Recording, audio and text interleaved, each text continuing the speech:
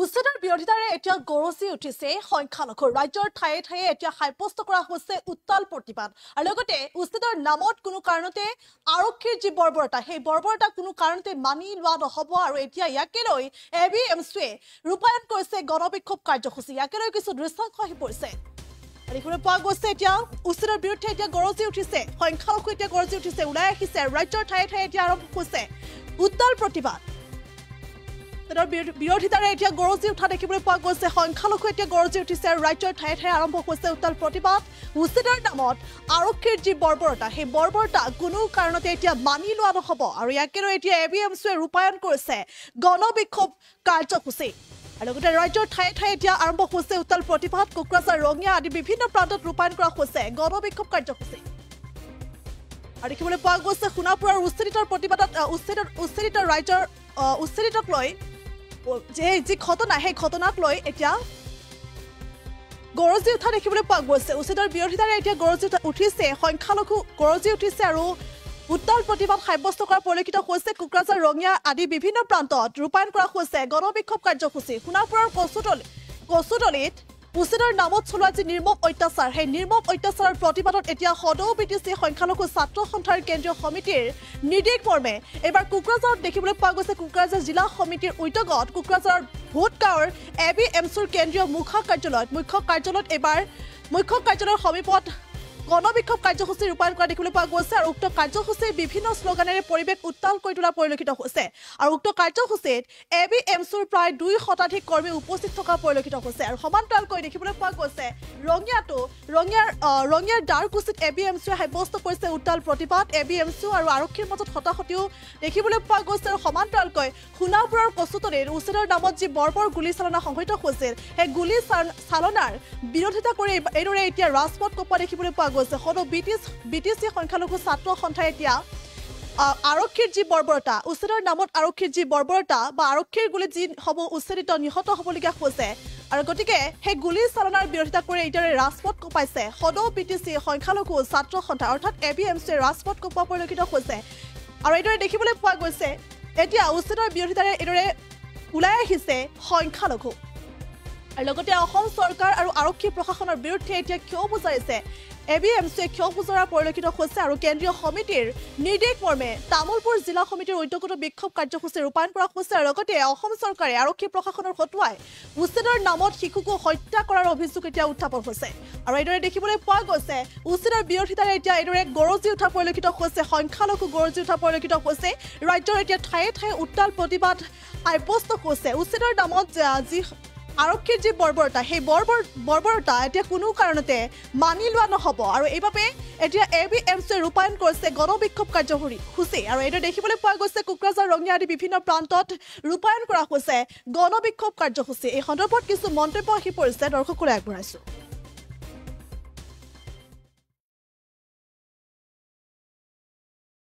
অসমতে আপোনাৰ কচুতলিৰ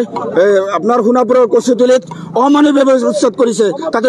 3 জনক গুলিয়াই হত্যা কৰিছে 11 বছৰীয়া বাচ্চাক তেওঁলোকে অসম পুলিচে বৰ্বৰভাৱে গুলিয়াই হত্যা কৰিছে এই কথাক আমি গৰিহণা দিছো আমি নিন্দা দিছো সমগ্ৰ এবিএমচিৰ পৰিয়ালৰ পৰা সমগ্ৰ অসমৰ বিটিচি অঞ্চলতে এই উচ্ছেদৰ নামত অমানৱীয় উচ্ছেদৰ নামত আমি ৰাজপথত ওলাই আহিছো আমি গণতান্ত্ৰিকভাৱে আন্দোলন কৰিছো এই আন্দোলনত অসম পুলিচে আমাক ইতিমধ্যে আপোনালোকে দেখিছে আমাক বাধা দিছে সেইকাৰণে আমি ৰাজপথত ওলাই আহিছো আমাৰ অধিকাৰখিনি আমি সাংবিধানিক অধিকাৰখিনি আমি ক'বৰ কাৰণে আমি ৰাজপথত ওলাই আহিছো হয় নিশ্চয় অসম পুলিচে তেওঁলোকে যি সকল পৰিয়ালক মানে গুলিয়াই হত্যা কৰিছে আমি এবিএমচিৰ পৰিয়ালৰ পৰা সেই পৰিয়ালসকলক উপযুক্ত ক্ষতিপূৰণ দিয়াৰ কাৰণে আমি আজি ৰাজপথত ওলাই আহিছো যদি আগন্তুক দিনত সেই পৰিয়ালসমূহ পুনৰ সংস্থাপনৰ ব্যৱস্থা নকৰে তাৰ সমান্তৰালভাৱে এই পৰিয়ালখিনিক ক্ষতিপূৰণৰ ব্যৱস্থা নকৰে যিসকলক গুলিয়াই হত্যা কৰিছে আহত কৰিছে সেই পৰিয়ালসকলক যদি তেওঁলোকে ক্ষতিপূৰণ দিয়াৰ ব্যৱস্থা নকৰে আগন্তুক দিনত ইয়াতকৈ জল্দি আন্দোলন কৰিবলৈ আমি এবিএমচিয়ে সাজু হৈ আছো সেইসকল এইখন অসমৰ নাগৰিক হয় খিলঞ্জীয়া নাগৰিক হয় তেওঁলোকে ভূমিপুত্ৰ হয় তেওঁলোকে কোনো বাংলাদেশৰ পৰা অহা নাই পাকিস্তানৰ পৰা অহা নাই এইখন অসমৰে পৰা তেওঁলোকে নাগৰিক অসমৰ মাননীয় মুখ্যমন্ত্ৰী হিমন্ত বিশ্ব শৰ্মা ডাঙৰীয়াই তেওঁ নিজে কৈছে সেইসকল পৰিয়ালে আপোনাৰ দৰং আৰু মৰিগাঁও জিলাৰ আছিলে যদি দৰং আৰু মৰিগাঁও জিলাৰে হয় তেতিয়াহ'লে অসমৰ নহয় নেকি সেইকাৰণে আমি ABMC প্ৰতিবাদ কৰি কেনে আমি সাব্যস্ত কৰিছো সেইসকল পৰিয়ালসকলক উচ্ছেদ বন্ধ কৰিব লাগে আৰু সংবিধানে যি উচ্ছেদ বন্ধ কৰি তেওঁলোকে যদি উচ্ছেদ কৰে সেই পৰিয়ালসকলক পুনৰ সংস্থাপন কৰি তাৰ পাছত উচ্ছেদৰ ব্যৱস্থা কৰক বুলি আমি দাবী জনাইছো তেওঁলোকে উচ্ছেদৰ নামত ধক্কাবাদ চলাইছে নিৰীহ পৰিয়ালৰ তেজ তেওঁলোকে শেষ কৰিছে এই কথা আমি সংবাদ মাধ্যমৰ জৰিয়তে আমি ABMC ৰাজপথত ওলাই আহি আমি আন্দোলন কৰিবলৈ বাধ্য হৈছো যোৱা 12 ছেপ্টেম্বৰ তাৰিখে কামৰূপ মহানগৰ জিলাৰ কচুতলিত যি অমানৱভাৱে উচ্ছেদ কাৰ্য সংঘটিত কৰিলে যি উচ্ছেদ কাৰ্যৰ সময়ত 3জনকৈ ব্যক্তিক গুলীয়াই হত্যা কৰা হ'ল 30জনতকৈ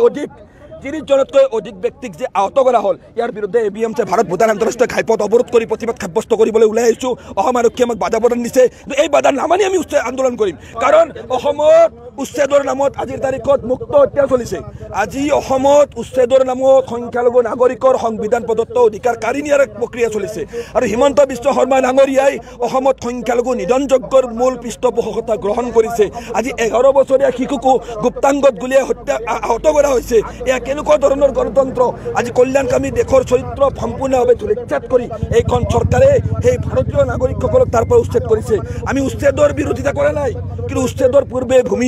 দিয়াৰ ব্যৱস্থা চৰকাৰে কৰিব লাগিব সেই দাবী আমি উত্থাপন কৰিছোঁ আমি কোনো জনজাতিৰ মাটি বেদখল হোৱাটো বিচৰা নাই কিন্তু সেই মানুহখিনি গৰাখহনীয়া পীড়িত মানুহ এই মানুহখিনিক ভূমি দিয়াৰ অধিকাৰ কোনে প্ৰদান ভূমিৰ দায়িত্ব দিয়াৰ দায়িত্ব চৰকাৰে ল'ব লাগিব কিন্তু চৰকাৰে তাকে নকৰি আজি চিলেক্টিভলি মুছলমানসকলক বাছি শদিয়াৰ পৰা ধুবুৰীলৈ উচ্ছেদ কৰিছে এটা জাতীয় সংগঠন হিচাপে ABMC প্ৰতিবাদ কৰিছোঁ প্ৰতিবাদ কৰি চৰকাৰক আমি প্ৰশ্ন কৰিছোঁ যে এই 200 বিঘা মাটি 2000 বিঘা মাটি খালী কৰিবলৈ চৰকাৰখনে অসমৰ সকলো ভূমিপট্টাহীন ভূমিহীন পৰিয়ালক গুলীয়াই হত্যা কৰিব নেকি সেই প্ৰশ্ন আমি ABMC উত্থাপন কৰিছোঁ ইমান শক্তিশালী গৃহ বিভাগ থকাৰ পিছতো কিয় ৰক্তপাত নোহোৱাকৈ এই উচ্ছেদ কাৰ্য সমাপন কৰিব নোৱাৰিলে ইয়াত সম্পূৰ্ণভাৱে ৰাজনৈতিক উদ্দেশ্য প্ৰণোদিতভাৱে এই উচ্ছেদ চলিছে সাম্প্ৰদায়িক দৃষ্টিকোণেৰে এই উচ্ছেদ চলিছে আৰু উচ্ছেদৰ নামত সম্পূৰ্ণভাৱে মানৱ অধিকাৰ লংঘন কৰি সাম্প্ৰদায়িক ৰাজনীতি হয় চাওক আপোনালোকে জানে ইতিমধ্যে ঘটনাখিনি আজি আমি সদৌ BTC সংখ্যালঘু ছাত্ৰ সন্থা ABMCয়ে গোটেই BTC জোৰা মানে এনেকৈ বিক্ষোভ কাৰ্যসূচী আমি হাতত লৈছো গোটেই জিলা সমিতিৰ মানে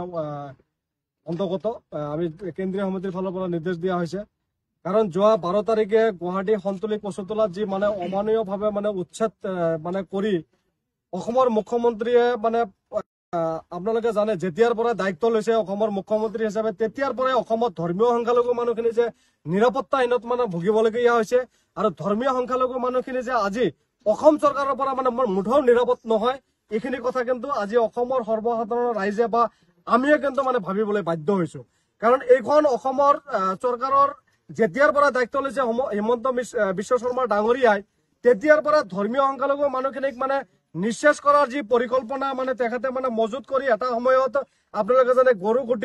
গৰুকুটিৰ পৰা আৰম্ভ কৰি কাজিৰঙাৰ পৰা আৰম্ভ কৰি নগাঁও এনেকৈ বিভিন্ন ঠাইত ধৰ্মীয় সংখ্যালঘু মানুহখিনিক টাৰ্গেট কৰি মানে তেখেতে যেনেকৈ মানে উচ্ছেদ প্ৰক্ৰিয়া মানে আৰম্ভ কৰিছে আৰু আমি ABMCয়ে বাৰ অসমৰ মুখ্যমন্ত্ৰীক মানে দাবী উত্থাপন কৰি আহিছিলো আমি ABMC হিচাপে উচ্ছেদৰ বিৰোধিতা নহয় কাৰণ আমি বিচাৰো যদি কোনোবাই অবৈধভাৱে কোনোবা ভূমিত মানে তেখেতসকলে মানে বসবাস কৰি আছে এই মানুহখিনিক উচ্ছেদ কৰিব লাগে কিন্তু এই ভাৰতবৰ্ষৰ নাগৰিক হিচাপে ইয়াতে অন্য বস্ত্ৰ মানে দিয়াৰ কিন্তু অসমৰ মুখ্যমন্ত্ৰী ডাঙৰীয়াৰ কিন্তু কৰ্তব্য আৰু আমি দেখিবলৈ পাইছো গৰুকুটি নগাঁও কাজিৰঙা আদি কৰি যোৱা 12 তাৰিখে গুৱাহাটী সন্তলি মানে যি কচুতলা আছে এই অঞ্চলত যিখিনি মানুহক মানে অসমৰ মুখ্যমন্ত্ৰী ডাঙৰীয়া একপক্ষভাৱে উচ্ছেদ কৰি আছে এই মানুহখিনিক কোনো পুনৰ সংস্থাপন নোহোৱা কৰি এই মানুহখিনিক অসমৰ মুখ্যমন্ত্ৰী ডাঙৰীয়া অকল মুছলিম হোৱাৰ কাৰণে অকল ধৰ্মীয় সংখ্যালঘু হোৱাৰ কাৰণে এই মানুহখিনিক মানে উচ্ছেদ কৰি আছে আজি আপোনালোকৰ জৰিয়তে অসমৰ মুখ্যমন্ত্ৰী ডাঙৰীয়াক আমি প্ৰশ্ন কৰিব বিচাৰিছো আজি সন্তলি কচুতলিত যি মানুহখিনিক মানে উচ্ছেদ কৰি আছে এই উচ্ছেদকাৰীসকলে আজি ট্ৰাইবেল বেলবলকৰ অজুহাত দেখাই আছে কিন্তু আমি অসমৰ মুখ্যমন্ত্ৰী ডাঙৰীয়াক প্ৰশ্ন কৰিছো যদি এই মানুহখিনি ট্ৰাইবেল বেলবলকত বসবাস কৰি আছে আমাৰ হাতত যিখিনি তথ্য আছে আমি যিখিনি মানে ইতিমধ্যে মানে বিভিন্ন ৰাজ্যৰ লগত আলোচনা কৰি যিখিনি তথ্য পাইছো এই মানুহখিনি অৰিজিনালে অসমৰ মুখ্যমন্ত্ৰী কোৱা ধৰণে দৰং আৰু নগাঁৱৰ মানুহ বুলি কৈছে এই মানুহখিনি ইয়াতে যে যিকোনো খবৰৰ বাবে যোগাযোগ কৰক 7099 1730 অথবা 7099017990 নম্বৰত যিকোনো খবৰৰ বাবে